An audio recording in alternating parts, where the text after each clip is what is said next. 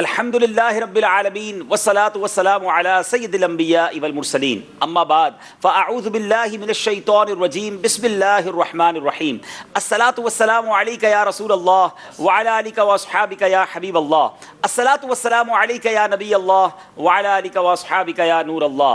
دنیا بھر کے مسلمانوں کے دلوں میں خوشی داخل کرنے والا شعر، ہم غریبوں کے آقا پہ بے حد درود، ہم فقیروں کی ثروت پہ لاکھوں سلام۔ ثروت کہتے ہیں دولت کو، فقیروں کے پاس کون سی دولت ہے؟ کیا بات ہے اعلیٰ حضرت کی، کیا خوبصورت اشارہ ہے۔ فرماتے ہیں کہ اس سے مراد یہ ہے کہ ہم غریبوں کو تو کوئی بھی منہ لگانے کے لیے تیار نہیں تھا، لیکن غریبوں کے ماوا و ملجا محبوب خدا نے ہمیں اپنی غلامی میں قبول فرما کر بادشاہوں سے بھی آگے کر دیا۔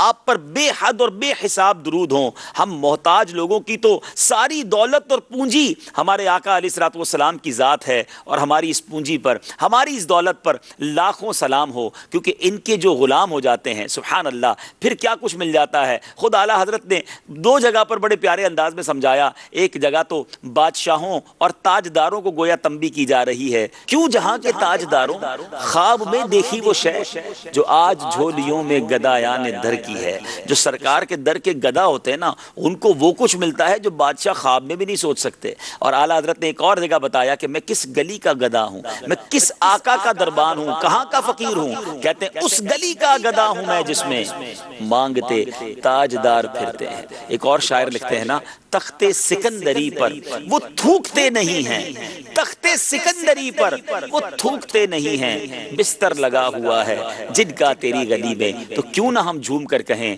کہ ہم غریبوں کے آقا پہ بے حد درود، ہم فقیروں کی ثروت پہ لاکھوں سلام۔ اور آگے اعلیٰ حضرت لکھتے ہیں کہ جس کے جلوے سے مرجھائی کلیاں کھلی، جس کے جلوے سے مرجھائی کلیاں کھلی، اس گلے پاک منبت پہ لاکھوں سلام۔ جلوہ کہتے ہیں دیدار کو، نظارے کو، مرجھائی کلیاں یعنی سوکھے گنچے، اور منبت کہتے ہیں اگایا ہوا یا اگنے کی جگہ۔ کیا خوبصورت اشارہ ہے کہ پیارے آقا علیہ الصلوۃ والسلام کا مبارک چہرہ ایسا نورانی ہے کہ جس کے دیدار سے دل کی مرجھائی ہوئی اور خشک کلیاں کھل اٹھتی ہیں۔ قربان جائیں بابرکت اور اس پاکیزہ پھول پر اور اس کی اٹھان پر، آپ پر اللہ تعالیٰ کی لاکھوں رحمتیں ہوں، لاکھوں درود ہوں۔ سبحان اللہ، نبی پاک کے چہرہ انور کی تو کیا بات ہے۔ میرے آقا خود جدھر نظر فرما دیں، اعلیٰ حضرت اسی صلاۃ والسلام میں تو لکھتے ہیں، جس طرف اٹھ گئی دم میں دم آ گیا، اس نگاہ عنایت پہ لاکھوں سلام۔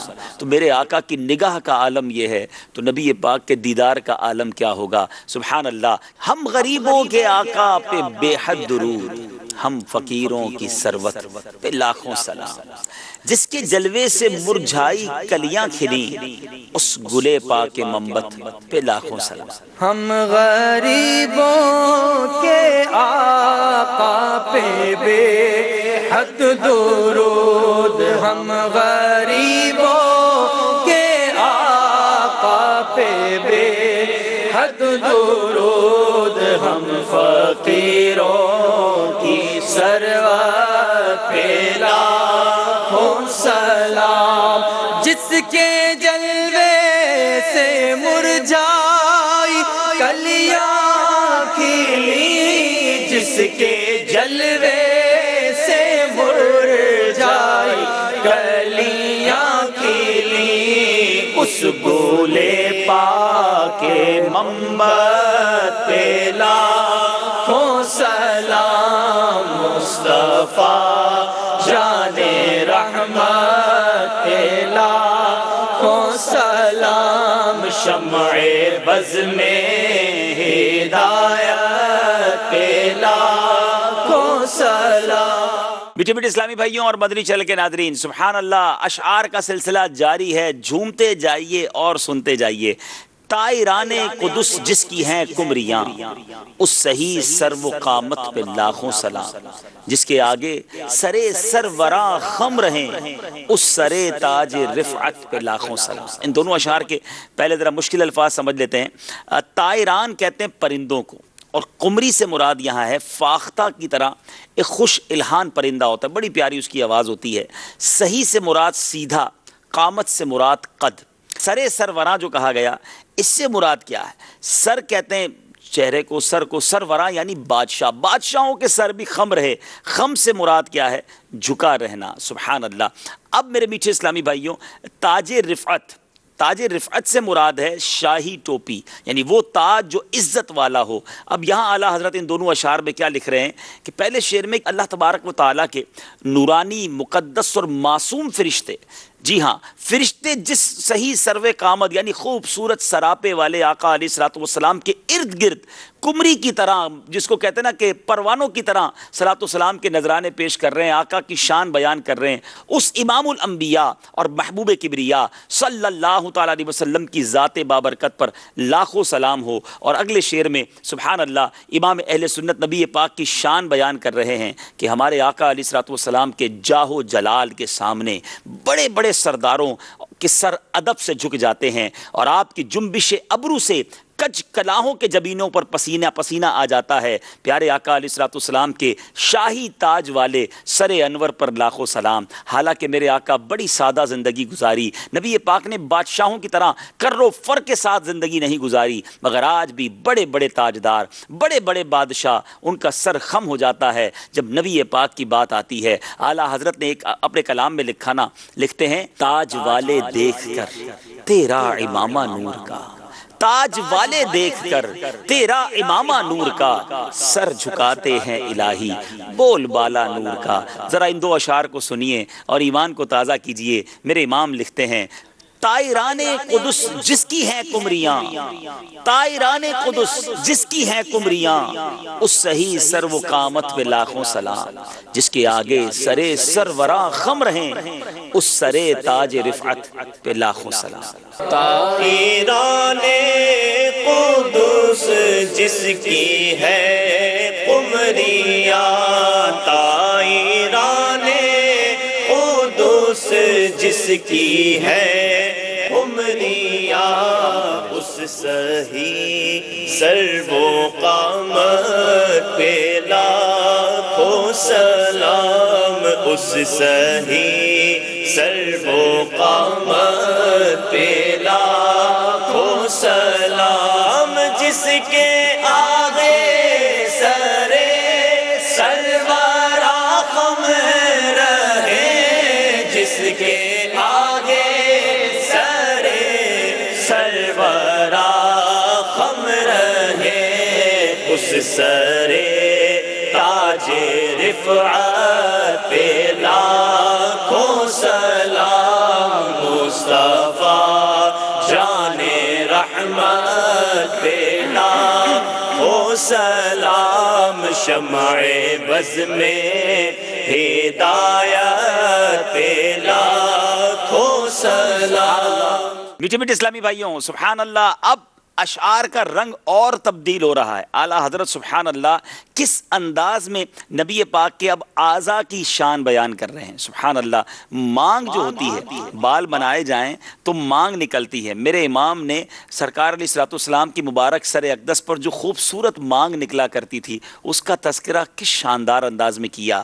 لیلۃ القدر میں مطلع الفجر حق، مانگ کی استقامت پہ لاکھوں سلام۔ سبحان اللہ، لیلۃ القدر سے مراد شب قدر، مطلع کہتے ہیں طلوع ہونا، اور فجر سے مراد صبح، اور یہ مانگ وہی ہے جو سر کے بالوں کے درمیان جب سر کے بال بنائے جائیں تو بیچ کی جو لکیر نکلتی ہے، اور سبحان اللہ یہ نبی پاک علیہ الصلوۃ والسلام کی مبارک مانگ کی طرف اشارہ ہے۔ استقامت سے مراد سیدھا پن ہے۔ عاشقوں کے امام گویا تصور جانا میں گم ہو کر لکھتے ہیں کہ شب قدر، اب دیکھیں شب قدر جو ہے 27ویں رمضان عموماً ہوتی ہے، اور جب 27واں کسی بھی مہینے کا دن ہو تو وہ بڑی کالی رات ہوتی ہے، کیونکہ چاند ان دنوں میں نہیں ہوتا۔ تو پیارے آقا کے سیاہ بالوں کو، زلفوں کو تشبیہ دی جا رہی ہے شب قدر سے، کیونکہ وہ رات جو ہے وہ زیادہ سیاہ ہوتی ہے، اور پھر جب اس میں مانگ نکلے تو جس طرح سورج طلوع ہوتا ہے، صبح کا منظر ہوتا ہے، تو اب اس کو طلوع فجر کا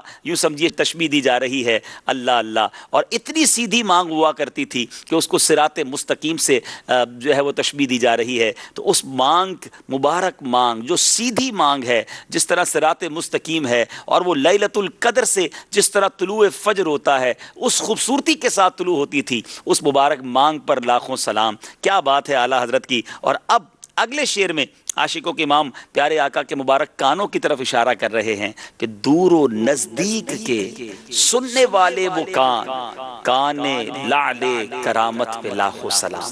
اچھا اب یہاں جو ہے نا خوبصورت بات یہ ہے کہ کان، ایک تو کان کو کہتے ہیں، یہاں کان لال یعنی یہاں کان سے مراد معدن ہے۔ آپ نے سنا ہوگا ہیروں کی کان، یعنی جہاں سے بہت سارے ہیرے نکلتے ہوں تو لال کہتے ہیں موتی کو، یعنی وہ کان جو کان ہے موتیوں کی، سبحان اللہ، جہاں سے موتی نکلا کرتے ہیں، اور کرامت یعنی اس کے اندر بہت ساری عزتیں اور بزرگی ہے، سبحان اللہ۔ اس شعر کا مطلب یہ ملتا ہے کہ نبی پاک علیہ الصلوۃ والسلام وہ مبارک ہستی ہیں کہ آپ کے مبارک کان جو کہ در حقیقت عزت کے موتیوں اور عظمت و شان کے ہیرے اور جواہرات کی کان ہیں، اور سبحان اللہ جو جس طرح قریب سے سنتے ہیں اسی طرح دور سے بھی سنتے ہیں۔ ہمارے آقا علیہ الصلوۃ والسلام کی سماعت کا عالم یہ ہے کہ آپ اپنی والدہ کے بطن اقدس میں ہوں تو لوح محفوظ پر چلتے ہوئے قلم کی آواز سن لیا کرتے۔ آپ علیہ الصلوۃ والسلام نے خود فرمایا میں وہ سنتا ہوں جو تم نہیں سن سکتے، پھر ایسے کان مبارک پر کیوں نہ لاکھوں سلام بھیجے جائیں۔ سبحان اللہ، مانگ پر بھی سلام، پیارے آقا کے مبارک کانوں پر بھی سلام، اور انداز دیکھیے، لیلۃ القدر میں مطلع الفجر حق، مانگ کی استقامت پہ لاکھوں سلام، دور و نزدیک کے سننے والے وہ کان لعل کرامت پہ لاکھوں سلام۔ لیلۃ القدر میں مطلع الفجر حق، لیلۃ القدر میں مطلع الفجر حق، مانگ کی استقامت پہ لاکھوں سلام، مانگ کی استقامت پہ لاکھوں سلام، دور و نزدیک کے سننے والے وہ کان، دور و نزدیک کے سننے والے وہ کان، کان لعل کرامت پہ لاکھوں سلام، مصطفیٰ جان